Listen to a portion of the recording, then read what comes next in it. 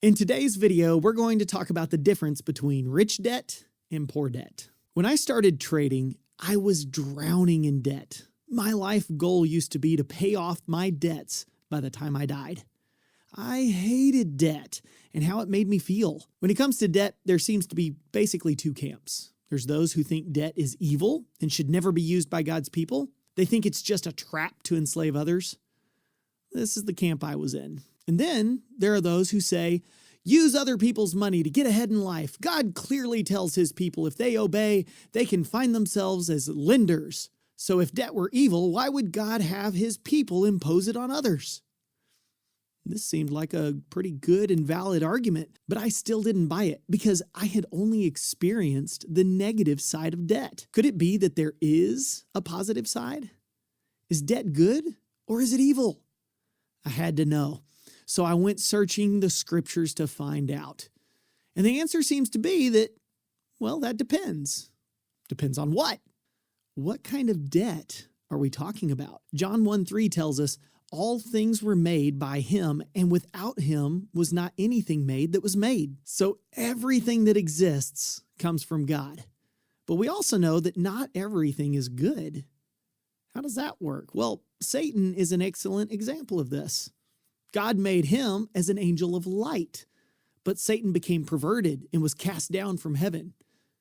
But when God created him, it was for good. Anytime God makes anything, it is for good. But the world, the flesh, and the devil will work together to pervert that good thing.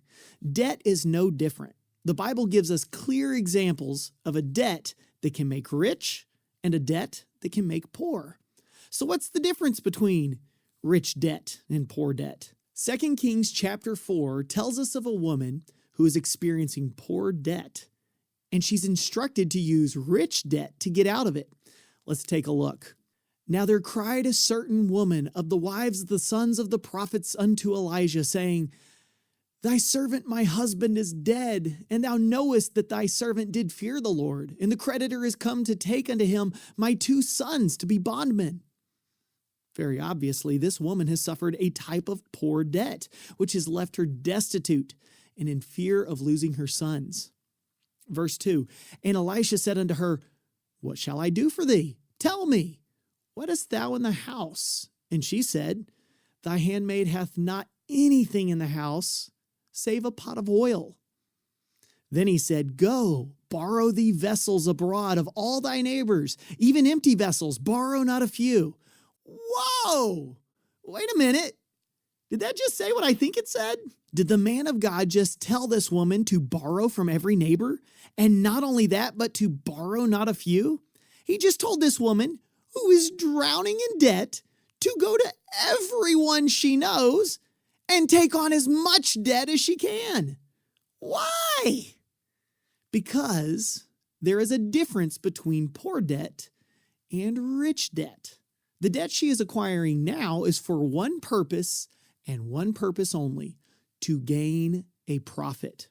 Verse 4 says, And when thou art come in the house, thou shalt shut the door upon thee and upon thy sons, and shalt pour out into all those vessels, and thou shalt set aside that which is full. So she went from him, and she shut the door upon her and upon her sons, who brought the vessels to her, and she poured out.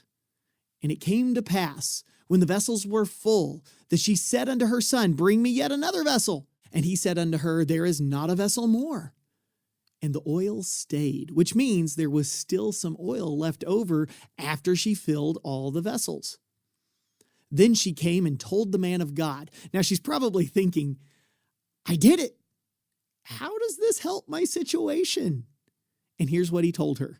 He said, Go, sell the oil and pay thy debt, and live thou and thy children of the rest. What the scriptures just showed us is an example of rich debt. Because now the woman gets to sell the oil, she still has some left, and she can pay off her debts and still have money left over that she and her sons can live on. This debt is an example of rich debt because it's the mechanism that was used to take the woman from poverty to riches. So what's the difference? How can we know if the debt we use is rich or poor debt? The answer is rich debt seeks to gain a profit-producing product, while poor debt seeks to gain a pleasure-producing product. We find ourselves in poor debt when we're using debt to buy products that make us feel better about ourselves and our situations. I want a new TV. I want a new car. I want a new house. I want a clean bill of health. These are not bad things. In some cases, they're necessary things, but they do not produce a profit. Therefore, the debt we use to purchase them is poor debt. But if the debt you take on is for the purpose of making money or turning a profit, there's a chance you're dealing with rich debt, the kind of debt that can bring riches. You see, the reason God created debt was originally a very good reason. He created debt as a way to eliminate poverty. If a man was destitute, poor, maybe even so poor that he was homeless, all he had was his health.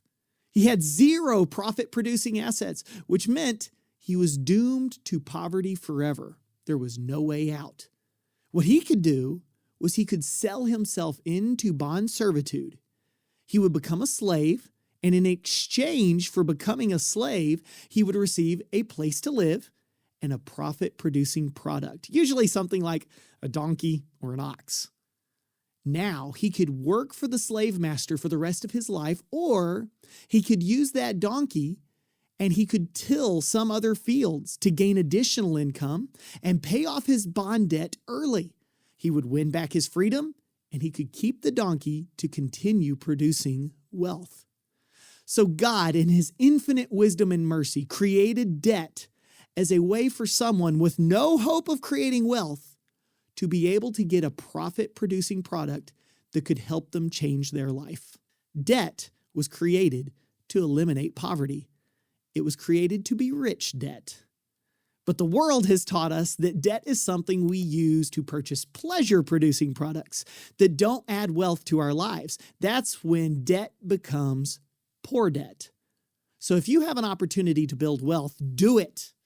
But if you find yourself without any profit-producing products and no way to create wealth, at least rich debt exists for you, which is why the world, the flesh, and the devil don't want you to know about it, and they want you to believe that debt is evil. Debt does come at a cost. The scripture clearly tells us that the debtor is slave to the creditor, and that's true. But being slave to the right kind of debt, rich debt, has the potential to free you from being a slave to poverty. It's not evil if you use it God's way. That's it for today. If you enjoyed this video and you want to learn more, check out the links in the description below. We'll see you next time, and then we'll see you in the market.